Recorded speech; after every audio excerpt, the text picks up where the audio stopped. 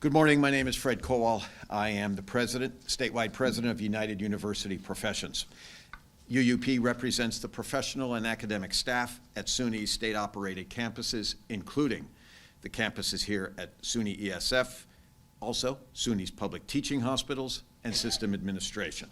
I want to thank all of you who have joined us, including members of UUP, students. They are indeed our best advocates, and community leaders.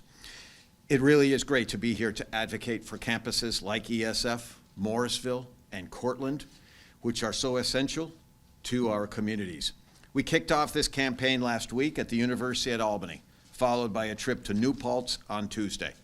We will also be traveling to Buffalo State, Plattsburgh, Old Westbury, and Brockport's downtown Rochester campus to emphasize the importance of the campuses to our communities in so many different ways, but also to accentuate the financial crises that are gripping so many of SUNY's campuses. Last year, we had some significant legislative wins thanks to the advocacy of UUP members across the state and the partnership of key legislators.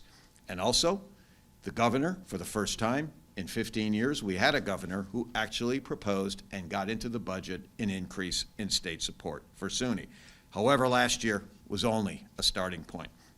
The colleges we are visiting, along with all of SUNY's colleges, universities, and public teaching hospitals, drive their regional economies and are vital to New York State's economy.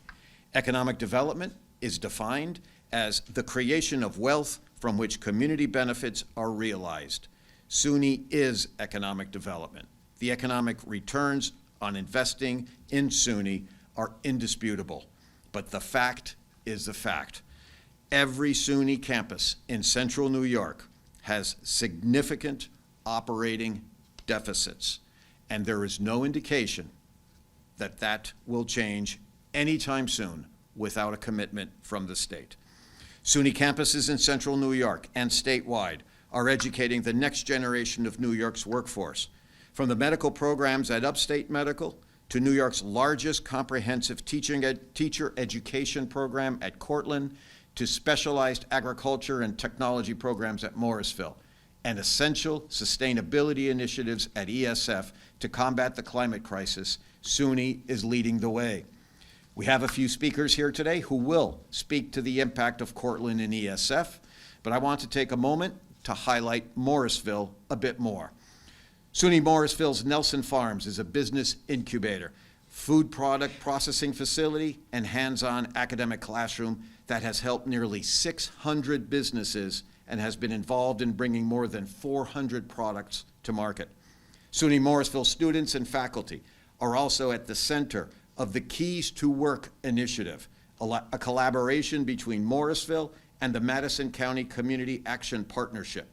The school provides the facility, technology, and student labor to repair vehicles that community members obtain for transportation to work. Through this program, students gain valued learning experience while offering direct assistance to community members in need. The impact of SUNY campuses on their communities is unmatched. SUNY employs over 7,000 people in central New York and supports an additional 21,000 jobs for a regional economic impact of nearly $4 billion. Statewide, SUNY has an economic impact of nearly $30 billion per year, flowing through over 80% of New York's industries. Additionally, there are 1.8 million SUNY graduates participating in the workforce, and SUNY is one of the top 10 largest employers in every region outside of New York City. In communities across the state, SUNY contributes to a more diverse and highly educated population by providing cultural resources, physical assets, and a critical mass of intellectual, civic, and economic activity that filters into neighborhoods, businesses, and public spaces. Investing in these communities through proper funding from SUNY helps the state. SUNY campuses, including employees, students, visitors, stimulate their local economies through the purchase of goods and services. Those dollars circulate through the state and regional economy, and every state dollar invested in SUNY yields a return of over $8. As we head toward another budget announcement from the governor and the upcoming legislative session, UUP is committed to advocating for much-needed operating aid for SUNY campuses and local communities where they are located. And let's make this year the year that we put the public back in public education. This can only be accomplished through a full financial commitment by the state, ending the reliance on student tuition and fees to fund the system and the harmful privatization practices that are ongoing. SUNY is a public good with real public value, and it deserves to be funded as such.